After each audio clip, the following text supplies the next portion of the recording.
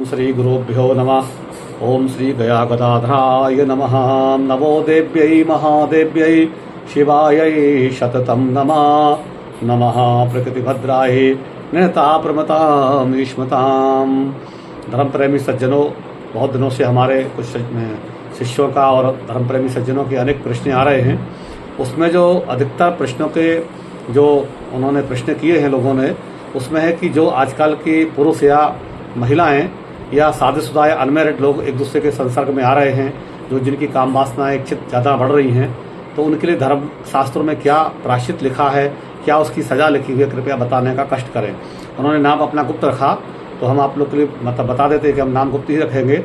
हमारे यहाँ एक वैराग्य मातंड नाम का एक ग्रंथ है, भगवान विष्णु उसमें कह रहे हैं कि विदारिणो ही ममोक्त्याया पापाः परहृदया हि नरयो विषयन्ते पर स्त्री विहारिणः। आनंद के लिए, अपने तत्क्षण सुख के लिए किया गया पराई स्त्री का संग बहुत दुखों का कारण बनता है। क्षण भर का जो विषय सुख है वो कई वर्षों तक आपको दुख प्रदान करने वाला है। आप जो पूजा, व्रत, तप, उद्यापन जो भी कार्य करते हैं, आपको उसमें बारंबार रुकावट आएगी। एक बार किया हुआ पर स्त्री के साथ गमन या पर स्त्री ने पर पुरुष के साथ किया हुआ गमन, उसकी सारी अच्छाइयों को जिंदगी भर का आपका जो पाप है, जो आपका पुण्य है, वो नष्ट कर देते हैं, पाप का उदय कर देते हैं।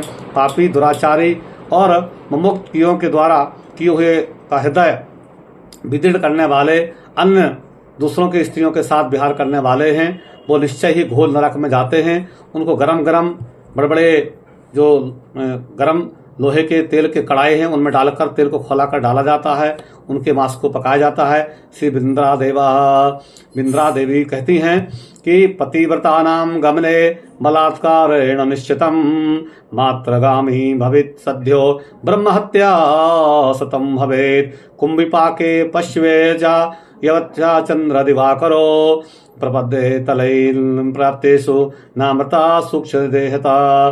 तांडितोऽयं देवस्य लोहदंडेन मूर्धनि क्षणं सुखं चिरं दुःखं सर्वनाशाप्य कारणम्।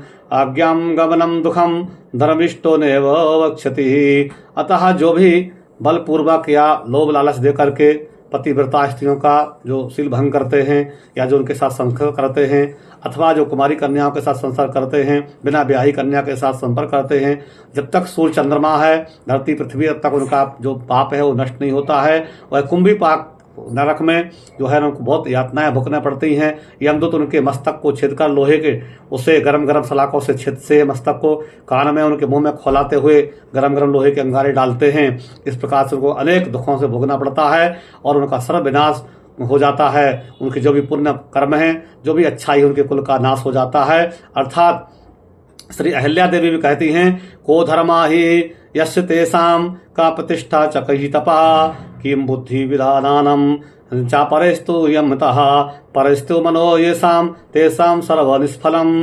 अर्थात जो भी पराई स्त्रियों के साथ जाते हैं, उनकी विद्या, बुद्धि, धन, वैभव, यश, कीर्ति सब नाश हो जाता है। इसलिए सज्जन पुरुषों को चाहिए कि कभी भी पर स्त्री का दमन नहीं करें, अपनी ही स्त्री को स्त्री समझें। बाकी संसार की जितनी भी स्त्रियां हैं उनको आपसे बड़ी हैं तो आप उनको माँ के रूप में, आपके बराबरी की हैं बहन के रूप में, और आपसे छोटी हैं तो बेटी के रूप में ही उनका आप अभिवादन करें, सम्मान करें। और एक पुरुष का कर्तव्य है, लोग कहते हैं कि महिला खराब होती है, हम कहते हैं पुरुष अगर अपवित्र नहीं करे तो महिला का कोई का सवाल ही नहीं होता है। इसलिए सबको अपना इज्जत बचाना चाहिए। कोई महिला अगर आपसे आकर्षित होती है तो आपको अपना इंद्रियों पर करके उनको मातृवक्त देखें। और मातृशक्ति को भी चाहिए कि इज्जत मात की बात चली जाएगी, मातृशक्ति के द्वारा लौटने वाली नहीं है। इसलिए अपनी इज्जत का भली भांति ख्याल रखें, पर पुरुषों का संगत ना करें, तत्क्षण सुख के लिए अपना जीवन का पुण्य नष्ट ना करें। नहीं आप कितनी पूजा तप पान करें, उससे कोटि फायदा आपको नहीं होगा।